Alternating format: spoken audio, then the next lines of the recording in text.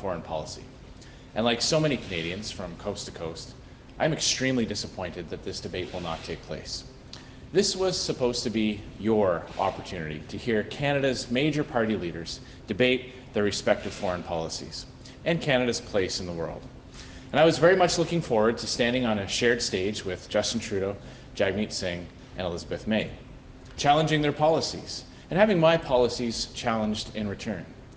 And whatever our differences, I want to commend Mr. Singh and Ms. May for being prepared to defend their foreign policy plans in public so Canadians can make an informed decision.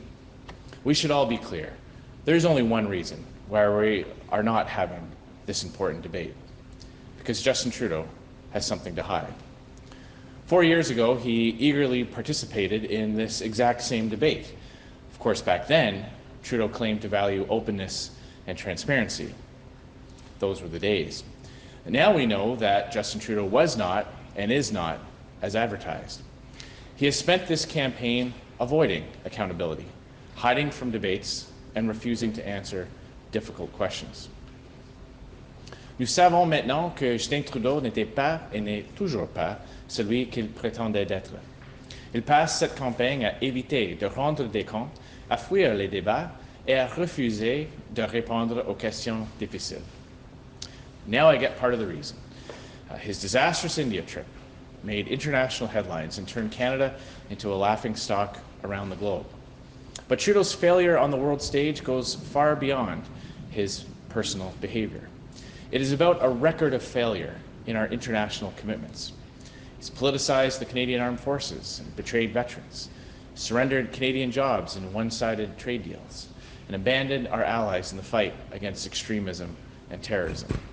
He's humiliated himself and Canadians by inviting terrorists on foreign trips and sent Canadian tax dollars abroad to enrich some of the wealthiest and worst regimes in the world. Whether we are talking about Justin Trudeau's previous praise for China's basic dictatorship or his gushing praise for the repressive Castro regime in Cuba, or his $10 million payout to Omar Khadr, it is clear that on foreign policy and human rights, like so much else, Justin Trudeau is not as advertised. Il est clair que sur la politique étrangère et les droits de la personne, Justin Trudeau n'est pas celui qu'il prétendait être. You deserve better, because make no mistake, foreign policy is important, particularly for Canadians whose families come from places like Hong Kong, China, India, Pakistan, Israel, the Middle East, Ukraine, Venezuela, or Russia. Or for Canadians who want to evaluate Trudeau's failure to fight global climate change. Or for those worried about their jobs after all of Trudeau's concessions to Donald Trump on NAFTA. There is a better way. And that's why this morning I'm going to share with you the points I intended to make during the Monk debate, and my 4-point plan for foreign affairs and national security. First, we're going to reprioritize foreign aid so that it is focused on countries in greatest need while using the savings to help Canadians like you get ahead. Second, we are going to reinvigorate our traditional allegiances with countries that share Canadian values. Third, we're going to reprioritize human rights in our international affairs and embrace new legal tools through which we can hold hostile regimes accountable. And fourth, we will depoliticize military procurement to prevent future partisan abuses. Et mon plan en 4 points sur les affaires étrangères et la sécurité nationale. Premièrement, nous allons changer les priorités de l'aide étrangère pour l'accès sur les pays qui en ont le plus besoin et utiliser les économies réalisées pour vous aider à améliorer votre quotidien. Deuxièmement, nous allons renforcer nos allégeances traditionnelles avec les pays qui partagent les valeurs canadiennes. Troisièmement, nous allons changer les priorités sur les droits de la personne dans nos affaires internationales et adopter de nouveaux outils juridiques pour tenir les régimes hostiles responsables. Et quatrièmement, nous allons dépolitiser l'approvisionnement militaire pour prévenir les futurs abus partisans. Let's start by talking about foreign aid. Canadians are generous, and we want to help those around us in need. The vast majority of Canada's foreign aid is well spent on humanitarian assistance to countries mired in structural poverty or facing a humanitarian crisis. But under Justin Trudeau, a significant chunk of Canadian foreign aid money does not fit that description. The Trudeau government today sends $2.2 billion of so-called foreign aid to middle and upper income countries like Argentina, Barbados, Brazil, China, Iran, Italy, Mexico, and Turkey. Worse still, some of that money is shoveled to repressive regimes that are adversarial, if not outright hostile to Canadian interests and values. Countries like Iran, North Korea, and Russia. Trudeau has also spent $110 million on the United Nations Relief and Works Agency, which is openly anti-Semitic and continues to support terrorist organizations like Hamas. At a time when Canadians are working harder than ever and not getting ahead, Trudeau is using their hard-earned tax dollars to support anti-Semitic organizations and prop up foreign dictatorships. It's time for Canada to put our money where our mouth is and only use foreign aid to support the Canadian values we hold dear. A new Conservative government will review Canada's overall foreign aid funding with a target of reducing the overall envelope by approximately 25%. We will cut 25% in foreign aid currently going to corrupt regimes and middle and higher income countries. It will start by taking the money that Justin Trudeau is currently squandering overseas and spending it at home to provide much needed and long overdue help to Canadian families so they can get ahead. Nous allons réduire l'aide étrangère de 25%. Les sommes coupées sont celles actuellement versées à des régimes corrompus et à des pays à revenus moyens et élevés. We're going to spend that money here at home on things like our universal tax cut that will save every single Canadian taxpayer hundreds of dollars a year. Our children's tax credits that will make your kids' hockey registration and art classes more affordable. Our increase to the age credit that will put more money back in the pockets of every senior. Our boost to the RESP that will make it easier to save for your child's post-secondary education. Our tax-free maternity benefits so new parents have more money to spend on those expensive first months of life. Our green public transit tax credit that makes it more affordable to take the bus or the train to work. And our green home renovation tax credit that will lower emissions and help Canadians pay for green upgrades to their homes. In short, our plan will take your hard-earned tax dollars away from dictators and relatively wealthy countries and put them back in your pockets so that you can get ahead. There is still an important place for foreign aid, and in fact, we will redirect $700 million in aid to countries with grave humanitarian or refugee challenges, such as much of sub-Saharan Africa, which will receive even more aid than they do now. We will ensure a special focus on support for children in conflict zones. Under my plan, we will work with leading Canadian aid organizations, including volunteer focus groups who provide much-needed assistance to developing countries. And we will continue to consider proposals which support non-development objectives such as minority rights and peaceful coexistence taking place in any country. This is the kind of global leadership that the world needs more of. One area where we will look to build a new international consensus will be on protecting children in conflict zones. Second, we will reinvigorate allegiances with countries and allies that share Canadian values. We will renew and strengthen ties with Canada's democratic alliances such as NATO, NORAD, and the Five Eyes, while at the same time strengthening relations with like-minded countries like Japan and India. We'll take a leadership role in building a stronger CANZUK alliance between Canada, Australia, New Zealand, and the UK. My government will also renew Canada's historic support for Ukraine and take steps to help Ukraine secure its borders and defend its people. This will include expanding on current missions to support Ukraine and providing Ukraine's military with the equipment they need to defend their borders. I will also push for Canadian leadership in a United Nations peacekeeping mission to secure those borders. Je vais aussi insister sur le leadership canadien à une mission de maintien de la paix des Nations Unies afin de protéger les frontières. At the same time, we'll pull Canadian funding from international organizations that run contrary to Canada's interests, such as the Asian Infrastructure Bank, and use the savings to help pay for our plan to help you get ahead. No longer will Canadian tax dollars subsidize the government of China's foreign policy. Third, we'll introduce new tools to support human rights around the world. Canada has Magnitsky human rights legislation that targets foreign officials who are complicit in human rights abuses. but Justin Trudeau has not used it where it's most needed. We will. In particular, we will target Iran, which routinely abuses human rights, has murdered Canadian citizens, sponsors terrorism, and has violated nuclear treaties. At the same time, we will list Iran's Islamic Revolutionary Guard Corps as a terrorist entity under Canadian law. We will also amend the Investment Canada Act so that the takeover of any Canadian company by any foreign state-owned enterprise automatically triggers a national security review. And we will reopen the Office of Religious Freedom, Trudeau shut down, in order to protect the rights of religious minorities all over the world.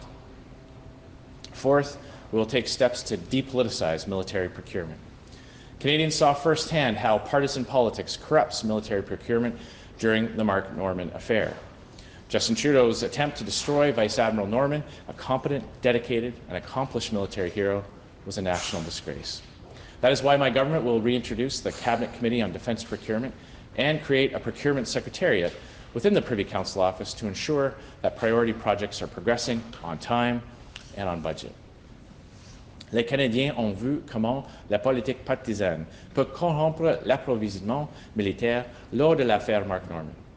La tentative de Justin Trudeau de détruire le vice-admiral Norman, un héros militaire compétent, dévoué et accompli, a été une honte nationale.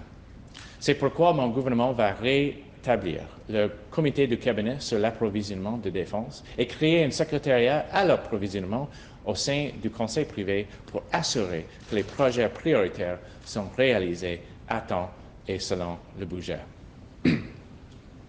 Just as importantly, we will refocus the House of Commons Committee on National Defence on matters of military procurement to foster a multi-partisan consensus. We will not delay in selecting a new fighter jet to replace our aging CF-18s. While negotiating with Davie shipyards to provide a second supply ship, icebreakers, and federal ferries. These four pillars, prioritizing Canadians over foreign dictators in foreign aid, recommitting to our allies, putting human rights at the forefront of our global agenda, and taking the partisan politics out of military procurement. Those pillars will form the foundation of our Conservative plan to reclaim Canadian leadership on the world stage. Let me close by making this point, because in the context of foreign policy, it is a very important one. Justin Trudeau ultimately has to answer to the Canadian people at the ballot box on October 21st. In so many other countries, people are unable to hold disgraced and dishonest leaders accountable for their conduct. But in Canada, we do. And it is up to all of us to use that franchise and get out and vote. Canadians deserve a Prime Minister who will not break the law, who will not abuse his power to cover it up, and who will not embarrass them on the world stage. Instead, they deserve a Prime Minister who will do everything in their power to return Canada to a place of honour and leadership around the world, while doing more to help hard-working families right here at home get ahead. That is my promise to the Canadian people, and I humbly ask for your support on October 21st. Thank you very much. Merci beaucoup. Happy to take your questions. Good morning, Mr. Scheer. Giuseppe Valiante, the Canadian Press. I noticed that during the speech you just gave, you didn't speak about abortion or maternal health for women and girls internationally as something that was important to the past two governments of Canada. Would a Conservative government, led by you, commit to funding abortion services internationally? So the announcement that I made today does not affect groups who are currently receiving funding. This is not about which types of groups will receive funding. This is about which types of countries will receive those fundings. And so those types of groups will not be affected by this announcement. Oui, alors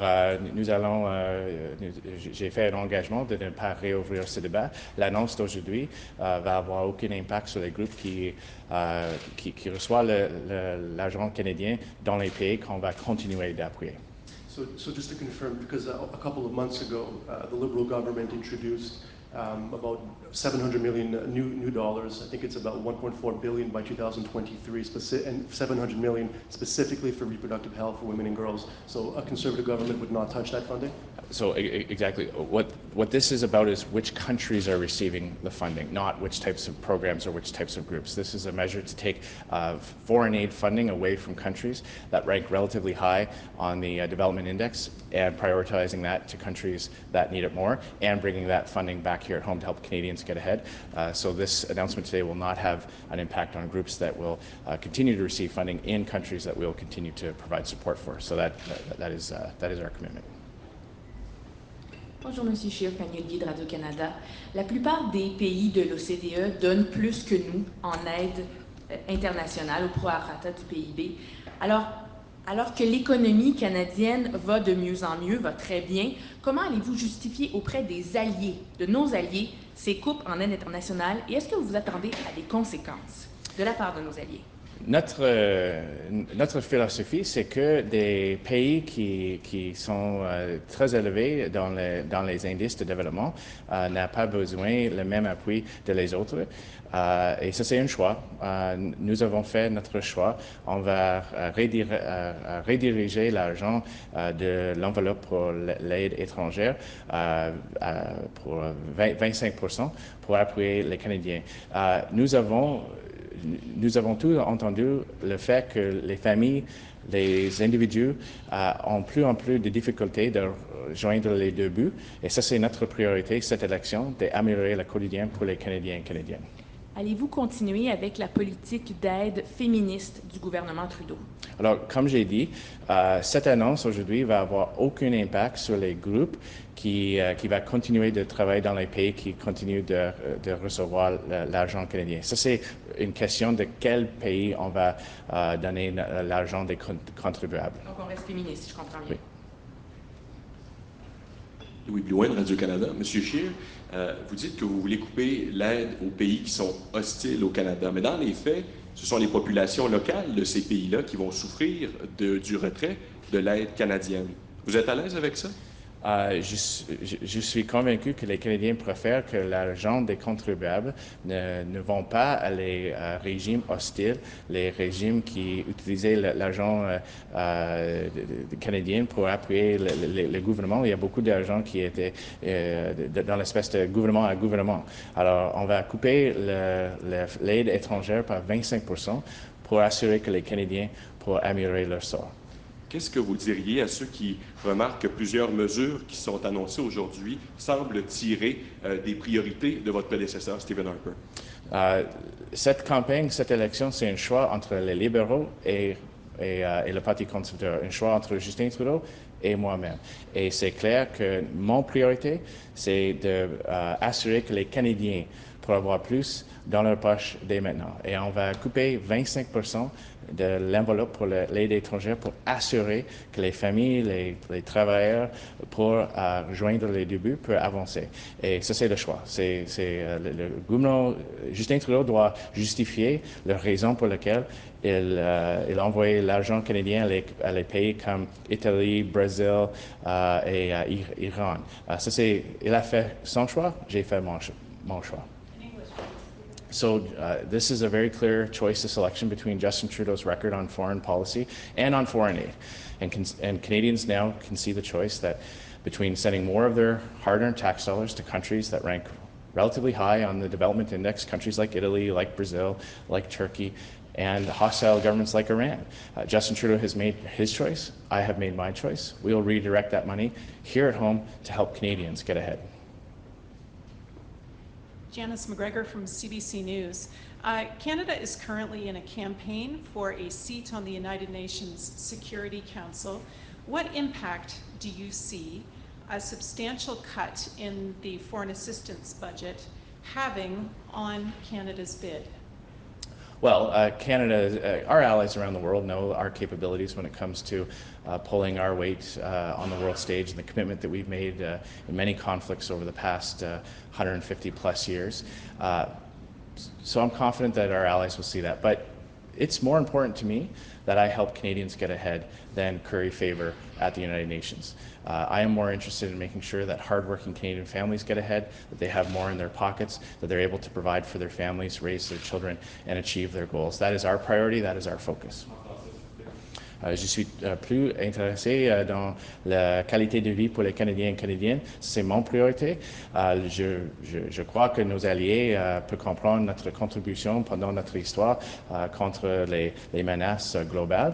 Mais mon priorité, c'est d'améliorer le sort des Canadiens et Canadiennes, pas de gang d'appui des Nations Unies. I want to make sure I understand the vision you're articulating here. Would a future Conservative government in Canada pursue more of a go-it-alone strategy like we've seen in the United States recently? Would this be a withdrawal from some of the multilateralism that has been part of Liberal foreign policy, pulling back from other things perhaps like the World Trade Organization in our efforts to reform there? This is specifically quite the contrary. What I've called for today is a more reinvigorated partnership with our traditional allies through NATO and through countries that share our same commitments to democracy, the rule of law, and peace and security. Stronger ties with countries like Japan and India. What this is pulling money out of things like the Asian Infrastructure Bank, which does not further Canadians' interests, which is controlled by the government of China, to build roads and bridges and other projects in other countries. So this is about reinvigorating our relationship, strengthening our relationship on a multilateral level with our traditional allies and countries that share our same values, and ensuring that Canadian taxpayers' dollars are not going to countries that have a relatively high income or a relatively high development index. So this is about reprioritizing that money here at home to help Canadians get ahead, and also focusing part of that foreign aid budget to countries that need it the most. So if you can't control the membership of a global organization to not include those countries, you'd pull back from that?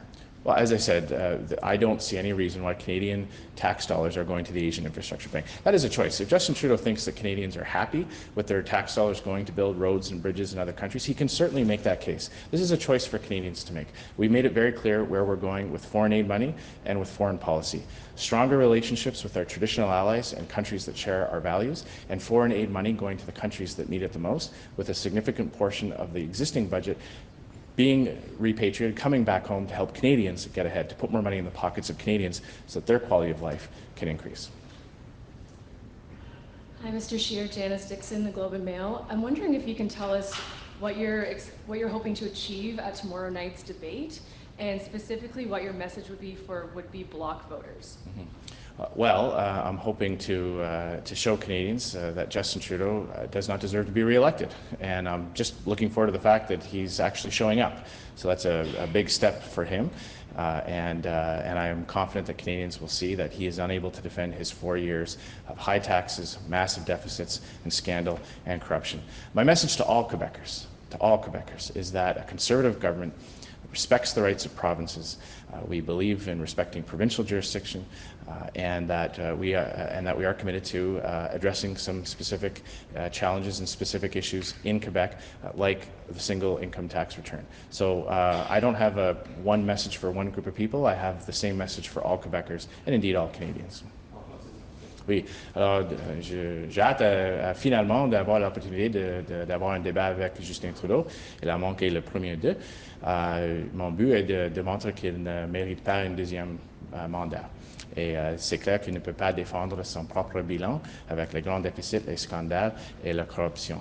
Et mon message pour tous les Québécois et Québécoises, c'est que c'est seulement le Parti conservateur qui peut remplacer Justin Trudeau et le Parti libéral. C'est notre parti qui respecte les champs de compétences. C'est notre parti qui va adresser les enjeux spécifiques au Québec comme un seul rapport d'impôt unique. Okay, and you've said for a couple of years that you've completed your university degree in Regina, but there are records that show that you've completed it at Ottawa University after you became an MP. So can you just clarify exactly what happened with your education? Sure, I've always been very clear. I took courses at the University of Regina. My degree is granted from the University of Ottawa, where I took the bulk of my classes. The overwhelming majority of my classes were from Ottawa. Hi there, Mr. Scheer, Slimashiv, GCBC. You talk about depoliticizing the system, yet in the policy it also talks about negotiating a contract with Davie Shipyards to build a supply ship. I just wonder what sort of message that sends when, of course, Davie is located in a Conservative riding in Quebec in terms of when you're talking about depoliticizing processes. Well, it's actually undoing the politicization that the Liberals created when they pulled that original contract. Davie Shipyards had an innovative model that delivered a supply ship on time and on budget, actually under time. And that was precisely what Justin Trudeau interfered with the Mark Norman case. So it's actually undoing the damage that Justin Trudeau has made politicizing. But if you say specifically that you will negotiate a contract with a specific company, I'm just saying what kind of objects does it does it? Right, but as I said, that contract would have gone through had Justin Trudeau not interfered and not canceled that. So it's actually depoliticizing it by going back to the original plan, where Canadian taxpayers got more bang for their buck and the military got the equipment that they needed. So it's a key part of depoliticizing it, is undoing the politicization of the Trudeau Liberals. Oui, c'est clair que la décision de Justin Trudeau était basée sur les politiques, pas sur les besoins de nos forces armées. Alors, on va corriger cette erreur et on va assurer que, comme Davy a fait avec le premier contrat, il a envoyé pour les contribuables en temps et en budget. Lucas Meyer, News Talk 1010. Mr. Scheer, you've been pretty consistent throughout the campaign. When questions about same-sex marriage policy have come up, you've been very consistent. We're not going to reopen the debate. That was 2005. This is 2019. I get all that. I just want to clarify one thing. Not how you would govern, but just who you are, what you believe in your heart, basically. Do you feel that same-sex marriage is just as morally equivalent as traditional marriage? As I said, I have, at the time that this debate was before Canadians, like many members of Parliament who voted on different sides of this issue, there were Liberals and NDP even voting on different sides of this issue. Society has moved on. I have moved on. I will always defend the rights of LGBTQ Canadians. I respect them. I believe that the government must be a champion for their rights, and I will continue to do that. I understand that, Mr. Scheer, but that's not what I'm asking. This is a straightforward yes or no about who you are, not Andrew Scheer, prospective Prime Minister, just Andrew Scheer, the person. Do you feel, yes or no, that same-sex marriage is just as morally equivalent as traditional marriage? I believe in the equality rights of all Canadians. I believe in the equality rights of LGBTQ Canadians. I believe that the law must be there to protect them and give them the same access and the same types of supports in the same institutions. And I will continue to govern that way. I was proud to participate in the historic apology to LGBTQ Canadians who were persecuted in the public service because of their sexual orientation. I have called on the government to do more to help people being persecuted because of their sexual orientation in other countries. I'll continue to be a champion for LGBTQ Canadians. Hey, Glenn McGregor, CTV News. Why don't you clarify what you said a few moments ago about maternal health and abortion rights as related to foreign aid funding?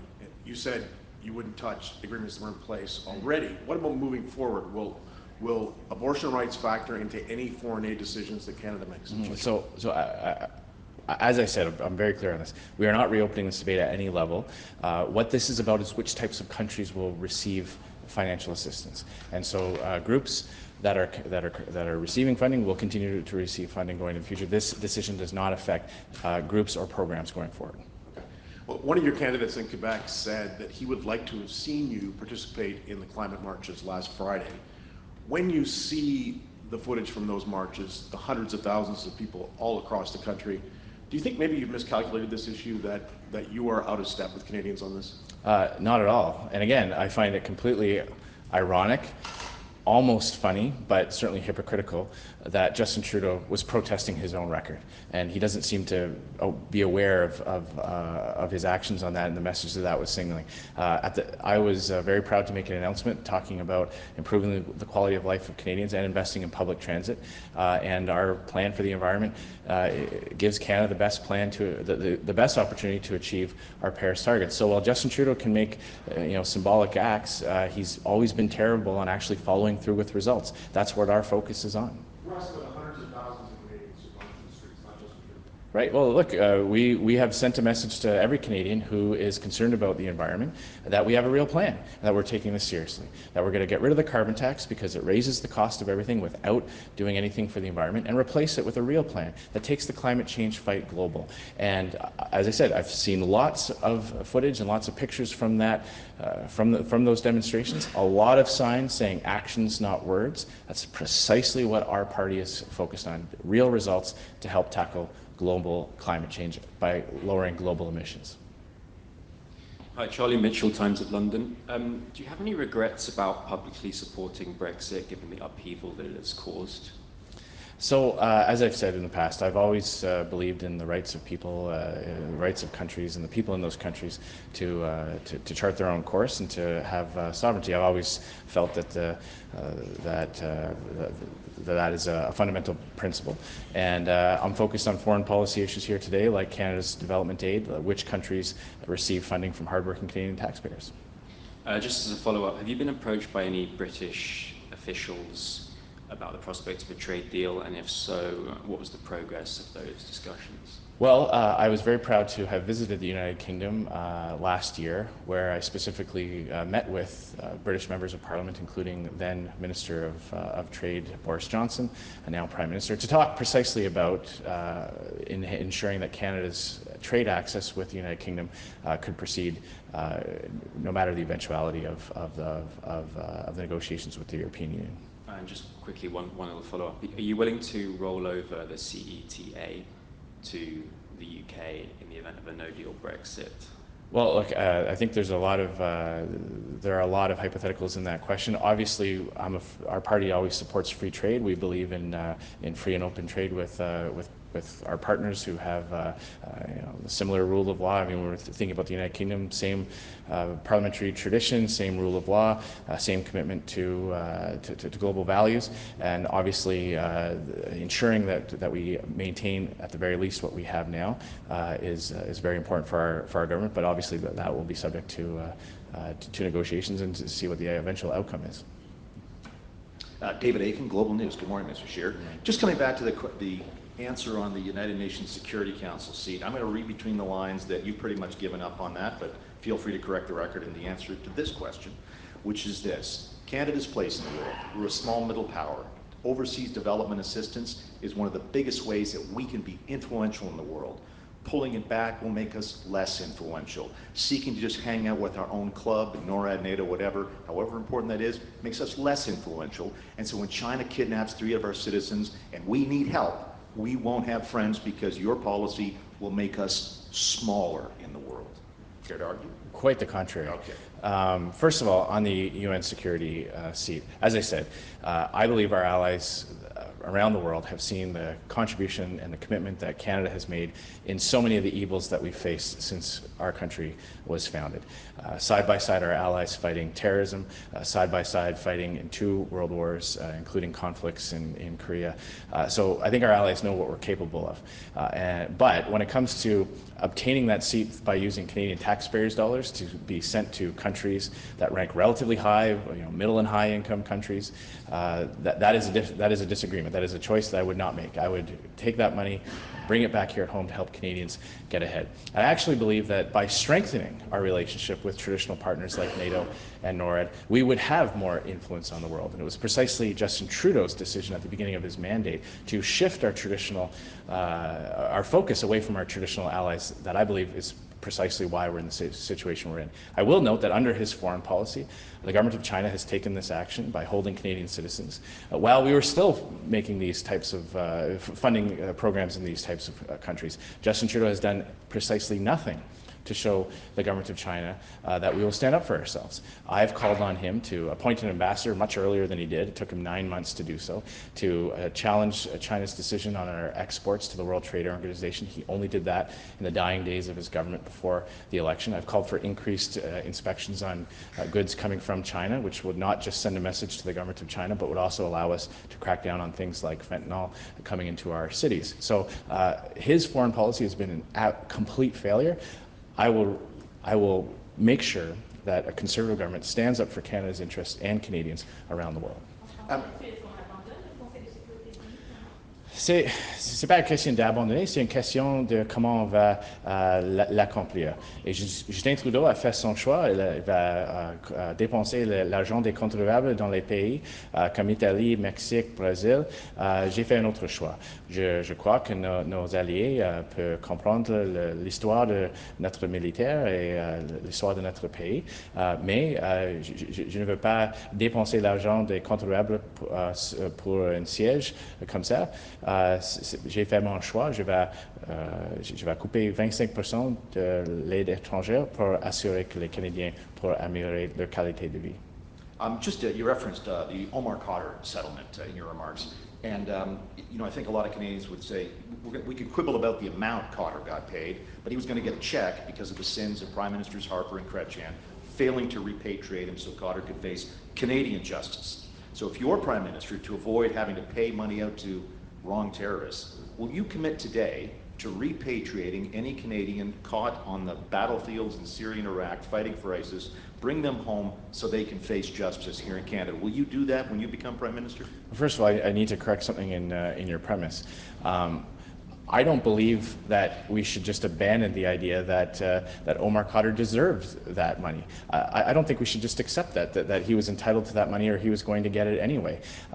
Court rulings indicated that the compensation that Omar Khadr was entitled to was repatriation, that was his compensation. Getting to come back to Canada after what he did was the compensation for what happened to him. And that would be as far as I would be prepared to compensate him without a further decision. Justin Trudeau abandoned that court case. He refused to fight for the principle that Omar Khadr did not deserve a single dollar of taxpayers' money. He rolled over on that. Now, I contrast that to his continual fighting our veterans in court. So the hypocrisy of Justin Trudeau saying it's not worth fighting the principle for giving, it's not worth fighting for the principles, and we're going to cut Omar Khadr a check to avoid a court case, and then turning around and spending millions of dollars on lawyers fighting veterans. That is a choice he has made. That is not the choice I would make. Now, when it comes to terrorists and people who have fought for ISIS and horrible organizations around the world that commit grievous, horrendous crimes, I would not lift a finger to help bring them back to Canada. Thank you. Thank you. Thanks very much, everyone. Merci beaucoup.